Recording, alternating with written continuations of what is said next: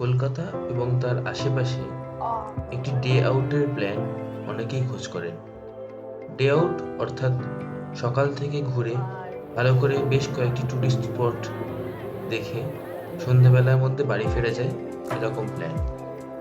তো আজকে আমরা সেরকমই একটি প্ল্যানের খোঁজ করব, যেটি একটি ফুল প্যাকেজ আমাদের দিতে পারবে সকাল থেকে সন্ধ্যা অবধি কলকাতার চারপাশেই।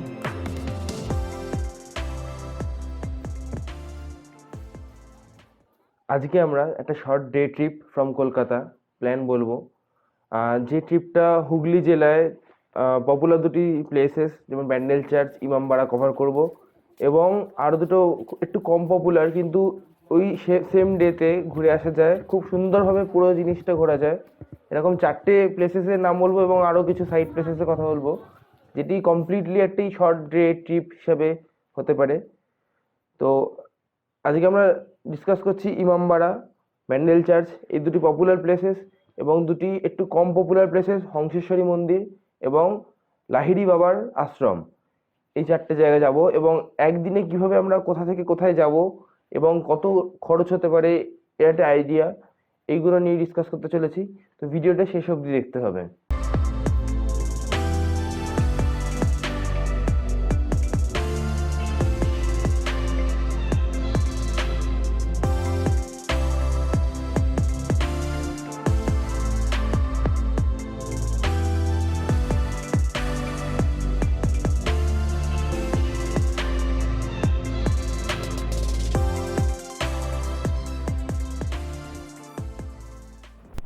সমগ্র ডে আউটের প্ল্যানটা দুভাবে করা যেতে পারে।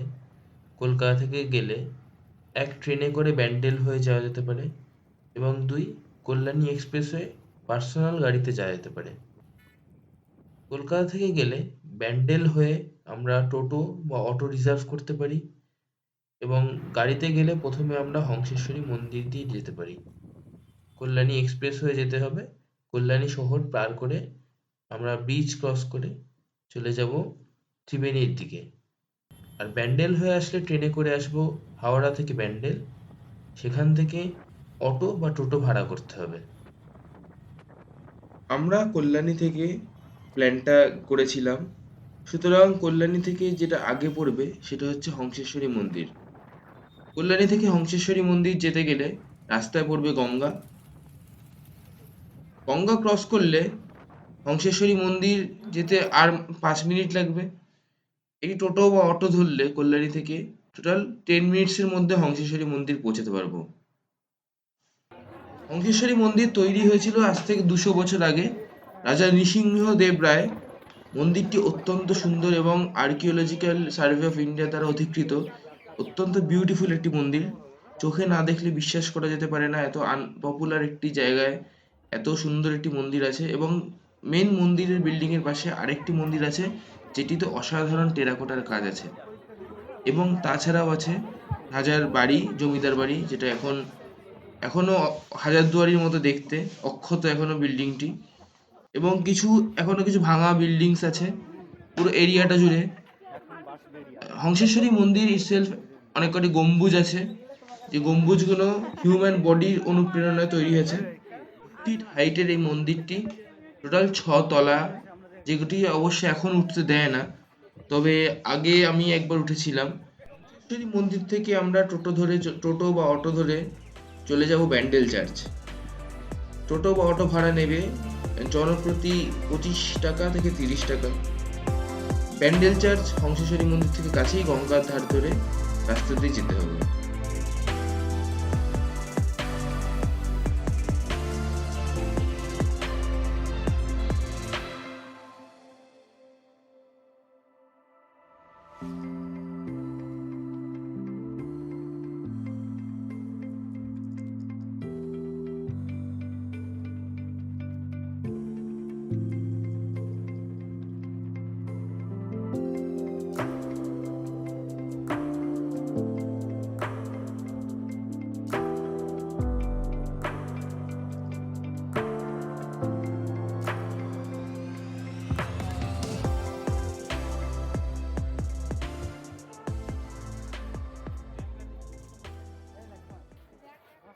ব্যান্ডেল চার্চ থেকে মাত্র 1.5 কিলোমিটার দূরে গঙ্গার পাড়ে অবস্থিত বিখ্যাত হুগলি ইমামবাড়া।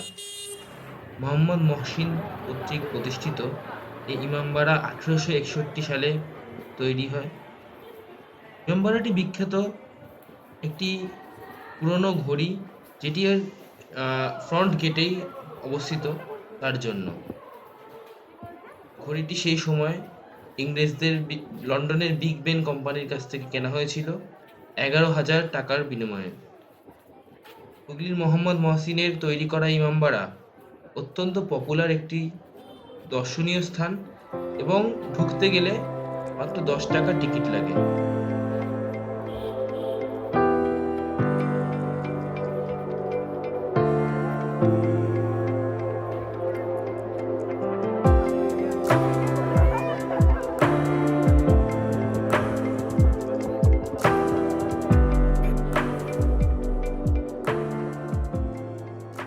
আমরা উপরের সিঁড়ি বেয়ে উঠে যেতে পারি এই ক্লক টাওয়ারের উদ্দেশ্যে।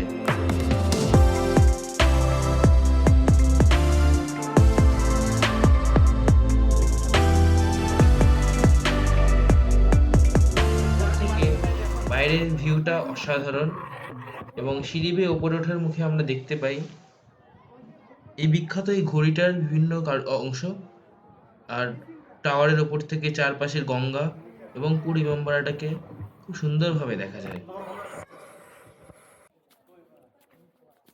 ইমামবাড়ার পিছন দিকে আছে মসজিদ এবং সেই মসজিদের ভিতর ছবি তোলা নিষিদ্ধ, এবং বাইরের দিকে আছে একটি বিল্ডিং যেখানে একটি সান ক্লক আছে, অর্থাৎ সূর্য দেখে সূর্য ঘড়ি, সূর্য আলো পড়ে সেই ঘড়ি টাইম দেয়।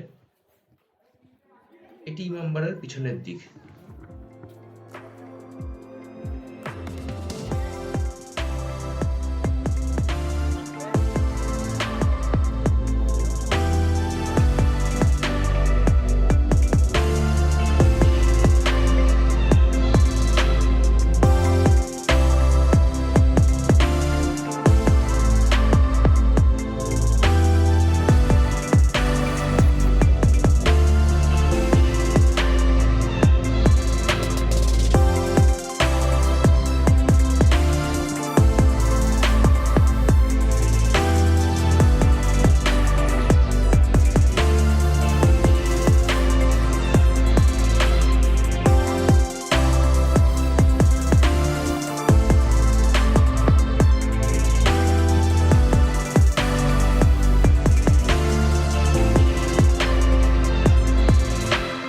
ইমামবাড়া থেকে এখন আমরা যে জায়গাটায় যাব সেটির নাম লাহিড়ী বাবার আশ্রম।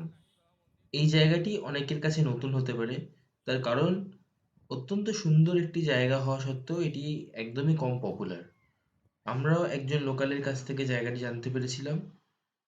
জায়গাটি খুব একটা এক্সপ্লোরড নয়, কিন্তু এটি ত্রিবেণীর মধ্যে অবস্থিত রাজহাট বলে একটি গ্রামে। এখানে গড়ে উঠেছে লাহিড়ী বাবাকে কেন্দ্র করে একটি আশ্রম আছে, যেখানে টাইমিংসটা একটু খেয়াল করে যেতে হবে। সকাল 10টা থেকে 12টা এবং বিকেল 4টে থেকে 6টা, এই দুটি টাইমে আশ্রমে ঢোকা যায়। তাছাড়া অন্য টাইমে গেলে আশ্রমে এন্ট্রি করা যাবে না। আশ্রমে কোনো এন্ট্রি ফি নেই, এবং আরও একটি ইম্পর্টেন্ট বিষয় হচ্ছে আশ্রমে ঢোকার জন্য সার্টেন কিছু মহিলাদের কিছু পোশাকের লিমিটেশন আছে, যেমন ওড়না ছাড়া ঢুকতে দেবে না, এবং হাফ প্যান্টস এবং হাফ প্যান্টস এবং টি শার্টস অ্যালাউড নয় মেয়েদের জন্য, ছেলেদের জন্য। এই সমস্ত লিমিটেশনসগুলো আছে, এগুলো মাথায় রেখে আসবেন। অবশ্য ওড়না ছাড়া আসলে বাইরে ওড়না ভাড়া দিচ্ছে, সেগুলো নিতে নিতে হয়, এবং আমাদের সাথে ওই সমস্যাটা হয়েছিল, ওড়না ভাড়া নিতে হয়েছিল মেয়েদের। পুরো আশ্রমটি সুন্দর কিছু ভাস্কর্য মূর্তিতে ভরা, খুব পরিষ্কার পরিচ্ছন্ন। উম, আমরা যেহেতু কল্যাণী থেকে এসেছিলাম, তাই জন্য ট্যুর প্ল্যানটা এভাবে করেছিলাম। কিন্তু যদি কেউ ব্যান্ডেল থেকে আসার কথা ভাবেন, তাহলে লাহিড়ী বাবার আশ্রম প্রথমে ঘুরে, সকালবেলা ঘুরে, তারপর বাকিগুলো ইমামবাড়া এবং ক্রমে ব্যান্ডেল চার্চ এবং লাস্টে হংসেশ্বরী মন্দির যেতে পারেন। সেক্ষেত্রে প্ল্যানটা সুন্দর হবে। আশ্রমে 4টে থেকে 6টার মধ্যে বেশ ভালোই ভিড় হয়, এবং চারপাশে বিভিন্ন জায়গা থেকে লোকেরা, বাবার যারা শরণার্থী তারা আসে আশ্রমের ভিজিটে। অত্যন্ত সুন্দর চারপাশটা, খুব সাজানো গোছানো।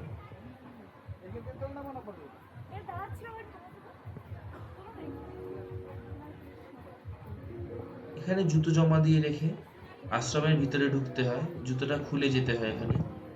আমরা গেছিলাম শীতকালে, একটু ঠান্ডা লাগছিল, কিন্তু আশ্রমের ভিতরে অনেক কিছু সুন্দর সুন্দর ভাস্কর্য আছে। এখানে দেখা যাচ্ছে শ্রীকৃষ্ণর একটি খুব সুন্দর মূর্তি, যেখানে কিছু ঘোড়া আছে। এইরকম একটি প্রত্যন্ত গ্রামে এত সুন্দর একটি আশ্রম, ঝাঁচকচক আশ্রম আমরা এক্সপেক্ট করিনি। যখন আমাদেরকে বলেছিল লোকাল লোকরা, তখন আমরা এতটা সুন্দর এক্সপেক্ট করিনি। জায়গাটি অ্যাজ এ টুরিস্ট প্লেস খুব সুন্দর। এবং লাহিড়ী বাবার আশ্রমের বাইরে থেকে ফটো ভিডিও করা যায়, কিন্তু মেন আশ্রমের মধ্যে ক্যামেরা নিয়ে ঢোকা অ্যালাউড নয়।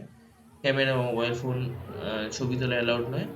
সেখানে বেশ কয়েকটি মূর্তি আছে, এবং সেখানে মেন আশ্রমটি। এবং লাহিড়ী বাবার এটা আমরা যা মুখে শুনেছিলাম, আমার এক্স্যাক্টলি মনে নেই। এটি ফিফথ ওনার বংশধর, পঞ্চম বংশধর এখন আছেন আশ্রমে। এটি লাহিড়ী বাবার আশ্রমের বাইরের দিক। যেমন ভিডিওটিতে বললাম, সেভাবে আমরা সবাই আশা করি একটি সুন্দর ডে ট্যুর করতে পারবো কলকাতা থেকে, দিনে গিয়ে সন্ধ্যার মধ্যে ফিরে আসার মতো। যদি কারো এখানে কোনো কোশ্চেন থাকে, কমেন্ট বক্সে করতে পারেন, যথাসাধ্য হেল্প করে সাহায্য করার চেষ্টা করব। দেখা হবে পরের ভিডিওতে।